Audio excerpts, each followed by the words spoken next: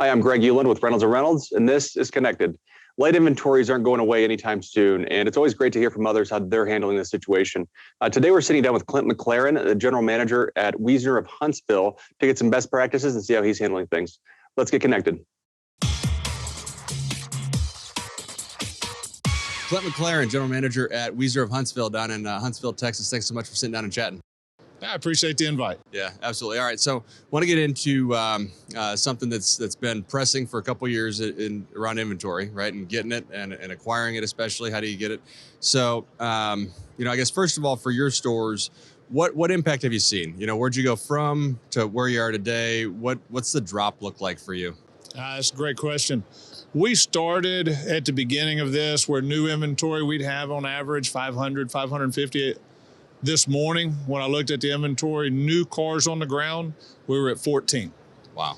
So it's quite a dramatic drop. Yeah, absolutely. What about used on that side of it? Used cars hasn't dropped as much. Good. We're probably 75% of where we were, where we'd keep 100 retail. Now we have about 75 retail. Okay, so not as big of a hit, but you have more control over it though too. So. A lot more control over it. We're able to find customers that we can buy from. Okay. So you take somebody that maybe had 2 or 3 cars with this market and the higher prices that we're able to pay for them. Yeah. They're willing to let go of 1 or 2 of those if they don't have to have them. Okay. So how are you finding them? Those customers, like what's your process for figuring out who are those people that you can go reach out to? Some of it's on our website. We buy new used cars on the website. We have a billboard out front of the store, so right there on Interstate 45 as they pass by. Yep. We buy used cars. And the other is some of it seems old-fashioned, but looking in the website or the newspaper. Yeah. Marketplace on Facebook, things like that. If people are putting their vehicles up for sale, we'll just give them a call and say, hey, I noticed you have a vehicle for sale. No Can kidding. we buy it? Yeah, I mean, if that's what you got to do to get it, there's no reason not to. Yeah. Do you guys do anything? I've heard of other dealers using their CRM or even the service drive to kind of say, hey, would you be interested in us taking a look at your car while it's in and getting you an appraisal? Any of that type of stuff for you? Most definitely. Okay. And fortunately for us, we have a marketing program called Extreme. Yep. That gives us that lead immediately. We don't necessarily have the vehicles to show them where it was designed to be able to show them the savings on the new car. Right. But now it does give us the opportunity to talk to them about just repurchasing that car and selling it to us. Yeah. When you get a good look at it when it's in and for service, so you can kind of know what you're getting. Makes it a little bit different, Oh, definitely. That's good.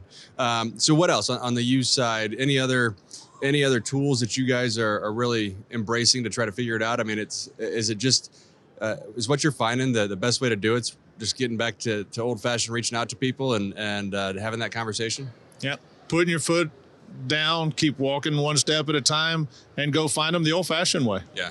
Has phone been the best for you? Has email? How do you reach out usually? What's that initial, just phone call? And email, they get so many of them, and at least with the phone, if they're in your database, they see who's calling. It's not like one of those robocalls. Yeah. So you can still have a relationship with them and call. All right. So on that, I did some phone selling over the years, and I'm curious for your store, how effective is voicemail? Because you hear different strategies on voicemail, right? So you have, people will say always leave a voicemail, and then you have people that say no, you call them 7 times until they answer. So what do you see? I don't mind leaving a voicemail, but I will call them 7 times to get an answer. But not leave 7 voicemails. Not leave 7 voicemails. And I grew up doing telemarketing with Kirby vacuum cleaners, and we were taught you continue to call every 30 minutes, and it gets a little irritating for them. With today, if they give you the opportunity to text, yep, that's a new thing that we can use. And you'll call them and then send them a text right immediately. And most of the time they'll answer you. Yeah, I like that 2-layer approach, right? Because you can call them and then you can text them and say, hey, I just tried to call. It's not a good time. That's fine. And to your point, you can just get a much higher response rate when you layer in the communications. Correct. Because not everybody wants to answer the phone right now. We got a phone call yesterday. Guy saw us on the airport with Chase Bank, and we didn't answer the phone. Yeah. He sent us a text, and we answered the text. Yeah, whatever channel you need. That's right. Good. All right. So Clint, let's talk about new for a little bit. So less control on the new side, right? How I don't know. How do you get a hold of that? How do you how do you try to get the allocation? Anything that you guys have done that's helped you to get vehicles, all 14 of them right now, but but 14 is better than 0. 14 is right? better than 0. And you got trucks that you might not know when they're coming, but at least you know they're coming. Correct. So I don't know anything that's been successful for you guys on the new side. We're doing a couple of different things with that. There's 2 philosophies out there. If you don't have the inventory, mark it up. Yeah. We rejected that. Okay. The factories have turned from giving allocation on a 1-to-1 basis. If you sell one, you get one. So the cheaper you sell it, the better off you are. We did a turn. So what we're trying to do is turn that vehicle as quickly as possible. We're holding it MSRP. We're not going over MSRP. It's fair to the customer, fair to us, and it does turn the cars faster. Yeah. We're on right now, I think last time I looked, it was a 12-day turn, maybe down to 11-day turn now on average on the cars. Okay. And that rates up there with General Motors, and they're able to give us extra allocation. That's good. That's good. So focusing on turn has really been your strategy that seems to be working, at least at some level, right? I mean, there's only so many cars out there to be had. But correct. And we're also selling inventory that's on the way in. We've got a system where on our website, as soon as the vehicles are produced, they got a VIN number. The imaging system pops up, pre-populates. It's the exact car, the exact options, colors, so the customer can see it on the website. We can sell it from there, and then we just have to track and monitor when it's going to arrive to the customer. Yeah. So are you taking a deposit on every car? Take a deposit on those, $500 to $1,000, something like that. If they back out when the car gets there, I'm going to give them the money back because it's selling anyway. Right. But it does help the integrity of that sale. Yeah. Yeah. So when are you penciling the deal? When the car comes in and you're ready to actually sell the car? Are you penciling it ahead of time? When are you doing Ahead it? of time. We'll go ahead and pencil it and have all the numbers. And the trade-in, we're going ahead and locking the trade-in for a 60-day turn. Okay. It's dangerous right now, but I need to do it and have the paperwork done up front. We don't really contract up front, but we'll get a buyer's order and take the deposit. That way it's no surprises when the car comes in. Yeah. I've heard too many horror stories. A car comes in and the customer goes to pick it up and the dealer goes, oh, hey, by the way, it raised on the price or we dropped your trade or something like that. And we deal in relational. Sure. Versus a transactional, and I like keeping to that. So, are you seeing a pretty consistent lead time for vehicles coming in, where you'll see that it's going to be allocated to you? You may even sell it ahead of time. Are you confident at all that it's going to be there in 60 days, or is it just it'll come when it comes? Comes when it comes. Yeah. I had a personal truck, was built in June of 21. I received the truck last week. No kidding. There's shipment problems, there's accessory problems, there's everything. And it's just a matter of being able to talk to that customer and say, look, I understand what we're doing. I understand you want the car. Be patient with us. Yeah. Yeah. And if you've got a relationship with the customer, it's okay. You're right. You're right.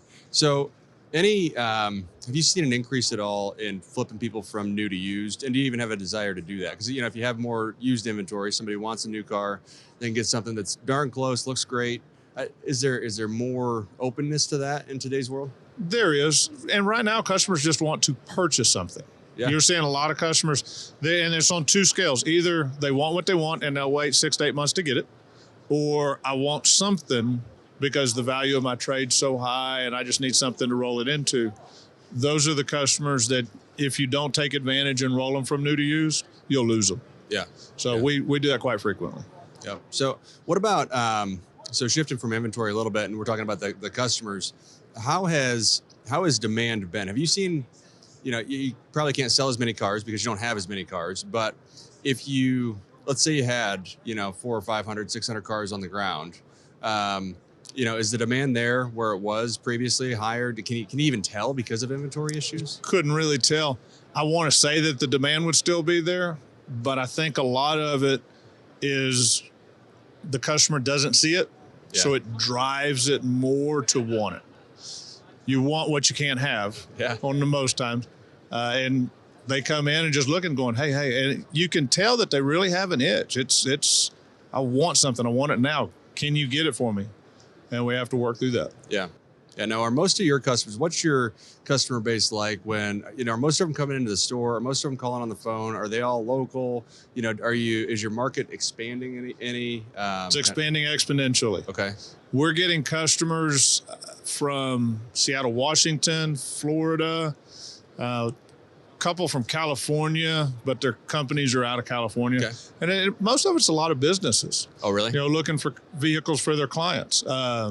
We've got one that's bought, his office is in Seattle. He lives in Dallas. Tiling's a nightmare, but he's bought 4 vehicles from us in the past 2 months. Wow. Because he can't get them anywhere else. And we're not selling over MSRP. Right. So that helps as well. Yeah. So how do you handle that? How do you handle that remote deal? What's it look like to you? Because it can be clunky if you don't have a bunch of pieces in place. It can be clunky. We've got a tiling agency that helps us with the tiling if we need to get license plates. We try to keep with one F&I person dealing with out-of-state issues. Okay. Overnighting the paperwork, we're looking at some options to be able to do remote signing. Yep. And delivery of the vehicle. If I can get the customer to fly down, I'd love that. If not, we've got a couple of drivers that'll drive the vehicles to the customers. Gotcha. Okay. Yeah, that that digital contracting is a big part of it. I mean, it speeds things up. It makes it easier because then you got to get it back, and it's such a pain when you're dealing with paper. Yeah. If I have to overnight it, do you have any control of FedEx, UPS? I mean, they could drop a truck. They could lose the package. You have no idea what's going to happen. And the old person in me says, you want the customer in the store. I want them signing the paper right there in front of me. Worst case is we drive the papers to them. Those days are gone. You can't do that anymore. Yeah. So we're looking at the different options on that. Yeah, and if you want to be involved in that conversation and therefore them to answer questions, the easiest way to do it is to send them a link and then just talk them through it. Right, Correct. right there, you're on the phone with them already, or you're on Zoom or whatever. Yeah. And send them a link, and you're still just closing that deal right then and there, rather than, all right, well, I'll send you the paperwork and you take a look at it. Let me know if there's questions. You're disengaged at that point. Yeah, you can do it. And with some of the products that we're looking at, you have the ability to do your DocuPad signing, giving a menu, a presentation. Worst thing that you can do to a customer is not offer them products. Yeah. And just because they're out of state doesn't mean they shouldn't be able to buy those products. Oh, 100%. Yeah.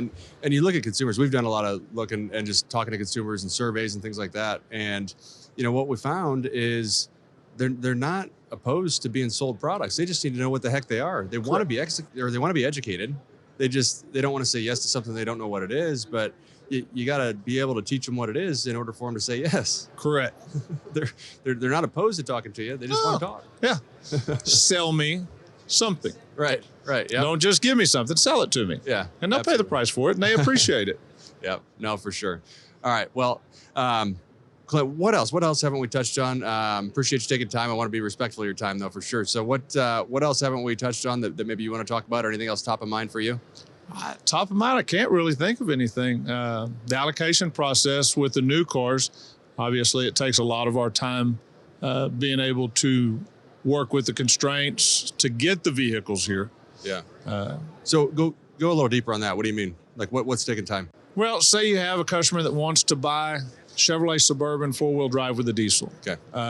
Certain areas of that vehicle, the diesel, or maybe it's a floor mat or a trailering package, they put them on constraint. The factories will only allow this many of those vehicles to go out. So it's continually asking day after day after day and being vigilant with it to be able to get those vehicles in. Gotcha. That's a hard part. So who's doing that in your store? Is it the salesperson doing that? Is it you doing that? Who's making that call? That. You're doing that? I took it back over about 2 years ago when I saw that it needed to have the utmost attention to it. Yeah.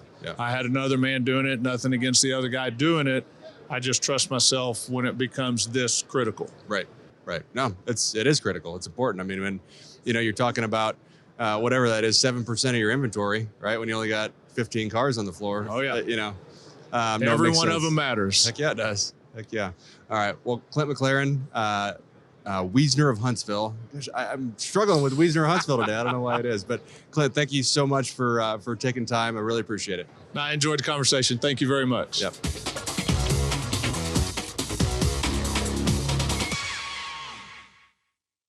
Thanks for joining the conversation today. Before we hop off, don't forget you can watch or listen to episodes of Connected on Apple, YouTube, or Spotify podcasts, and make sure to subscribe so you're notified every other Wednesday when new episodes are released.